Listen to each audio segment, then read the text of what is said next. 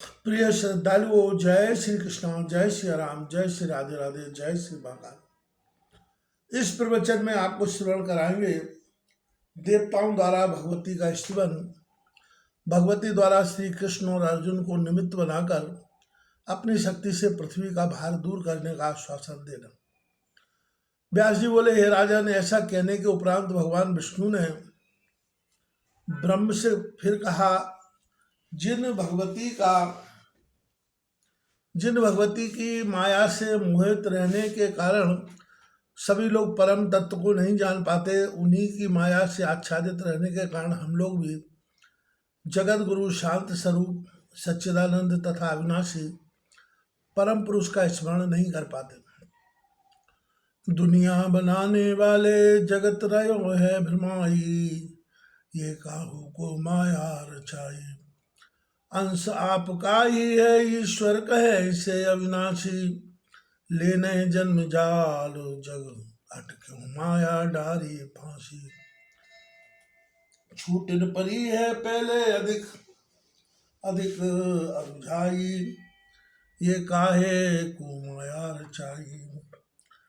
जड़ चेतन की गांठ बंध गई, ताते सुखे न भोई। चेतन पुरुष मिली महामाया, ममता में मति मोई। मानव सृष्टि को भाले काऊ, पे जानिम जाई। जग तरने को हे देवी, मानव तन दुर्लभ माया। जन्मत ही पीछे पर जावे, महामाया तेरी माया। मुँह जाल में डाले ये सब, कूदे ये नचाई। हाय गु माया रचाई। लोभ के कारण जीव यहाँ मृषा ग्रंथि में अटका। वेद पुराण उपाय बतावे, छोड़ दे जीवन को भटका। देवी प्रिय मन संभाले गतिया की, पार न पाई। ये काहू को माया रचाई।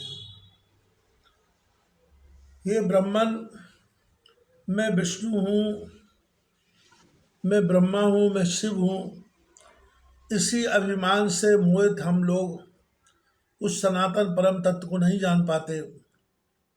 उस परम भगवती परमात्मा की माया से मोहित में उसी प्रकार सदा उसके अधीन रहता हूँ, जैसे कठपुतली बाजीगर के अधीन रहती है। कल्प के आरंभ में आप, ब्रह्मा ने, शिव ने तथा मैंने भी सुधा सागर में उस परमात्मा की अनुभूति विभूति का दर्शन किया था। मणिद्वीप में मंदार वृक्ष के नीचे चल रहे रासमंडल में एकत्रित सभा में भी यह विभूति साक्षात देखी गई थी, ना कि वह केवल कहीं सुनी गई बात है। अतएव इस अवसर पर सभी देवता उसी परमा शक्ति, कल्याणकारिणी, सभी कामनाएं पूर्ण करने वाली माया स्वरूपिणी तथा परमात्मा की आद्य शक्ति भगवती का स्मरण करें।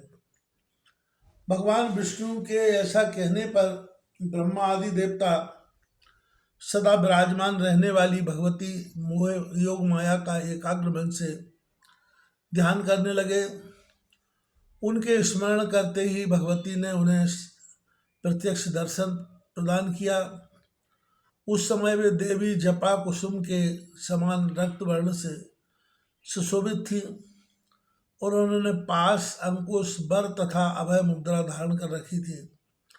उन परम सुंदरी भगवती को देखकर सभी के देवता अत्यंत प्रसन्न हो स्तुति करने लगे।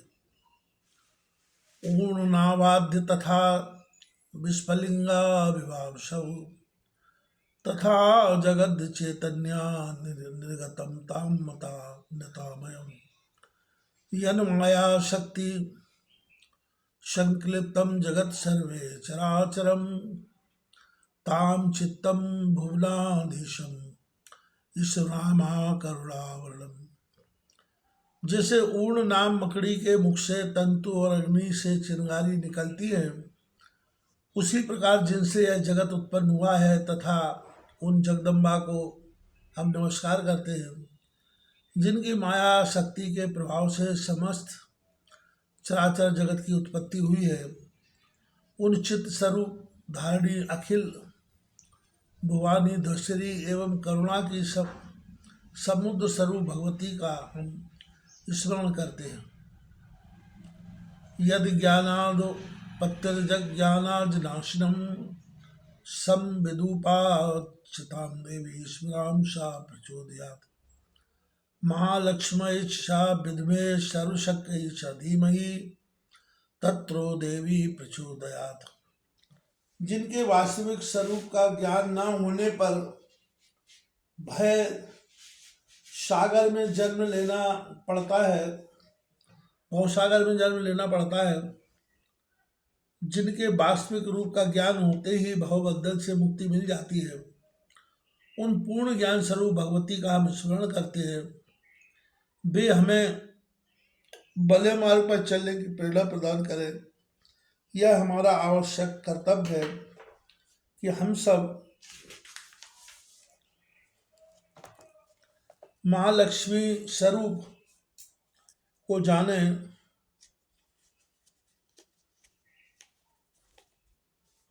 अतएव हम उन सर्वशक्ति समन्विता भगवती का ध्यान करते हैं।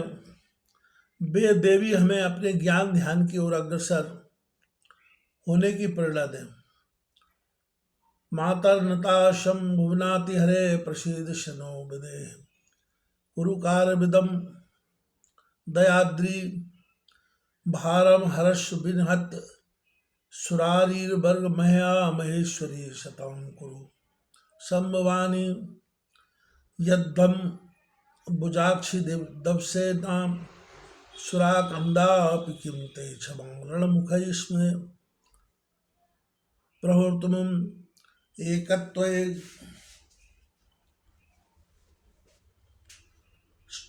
गदितम दनु यक्ष रूपम धृत्वा तृणदय हुतास पदाविलासी। ये समस्त भुवनों का कष्ट हरने वाली माता, हम आपको प्रणाम करते हैं। आप हम पर प्रसन्न हो। हे दया से आर्द्र हृदय जगदम्बा, आप यह कार्य संपन्न करके हमारा कल्याण करें। हे मातेश्वरी,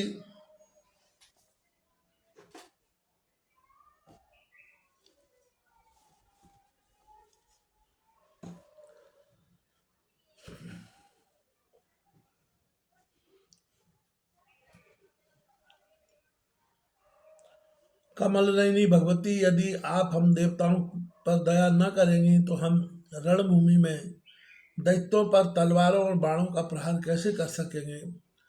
इस बात को आपने स्वयं यक्षोपाख्यान प्रसंग में यक्ष रूप धारण करके ये उतासन आप इस तिनके को जलाद इत्यादि पद कथनों के द्वारा ध्वस्त कर दिया है।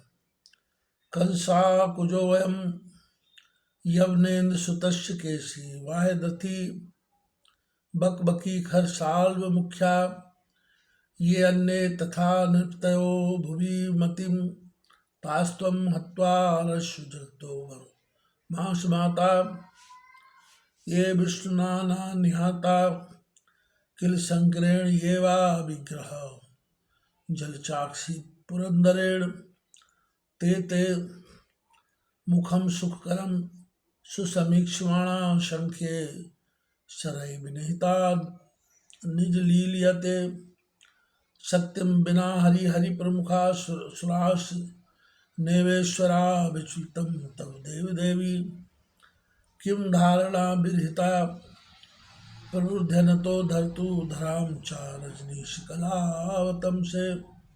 हे माता कंस, भौमासुर, काल यमन, केसी राजा व्यद्रथ का पुत्र जरासंध, बकासुर, पूतना, धेनुका, शाल्व आदि तथा इनके अतिरिक्त जितने भी दुष्ट राजे हैं उनका वध करके आप पृथ्वी का भार उतारें।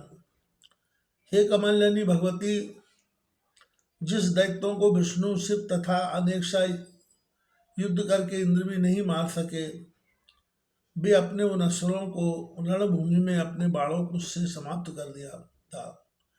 हे दैत्य, आपका आनंददायक मुखमंडल देखते हुए मरकर परम धाम को चले गए।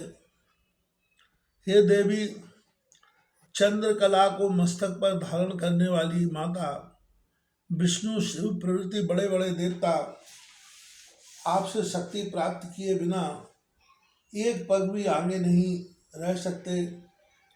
यहाँ तक कि भगवान शेष भी आपसे शक्ति प्राप्त किए बिना पृथ्वी को अपने मस्तक पर धारण नहीं कर सकते। वाचा विना विधिरत रत्नम भवती विश्वम कर्तुहरि किमु रमारे तो अथवा पातुम सहर्तमेषु उपयोजित ईश्वर किते ताविरेव शयता प्रभा प्रजेशा।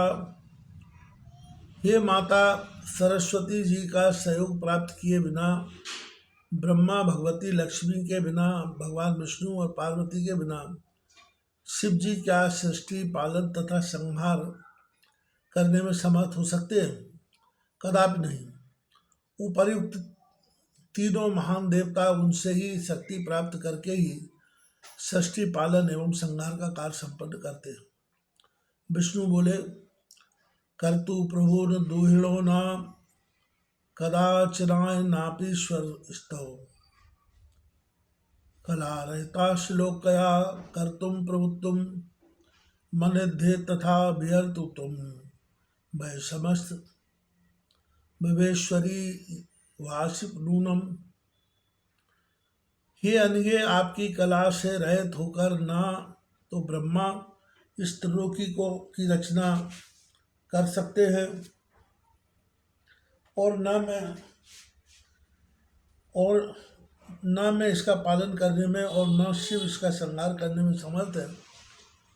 हे समस्त विभागों का स्वामिन, इसका सृजन, पालन तथा संहार करने की सामर्थ्य निश्चित रूप से आपको प्रतीत होती है। व्यास जी बोले, इस प्रकार उन देवताओं ने जब देवी की स्तुति की तब उन्होंने उन देवेश्वरों से कहा, भाई कौन सा कार्य है, आप लोग संताप रहित होकर बताएं, मैं अभी करूँगी। तब दुष्ट राजाओं से पीड़ित यह पृथ्वी हमारे देवताओं के पास आई। हे भुवनेश्वरी, आप पृथ्वी का भार उतार दें। पूर्व काल में अपने बल संपन्न दानव महिषासुर का वध किया था।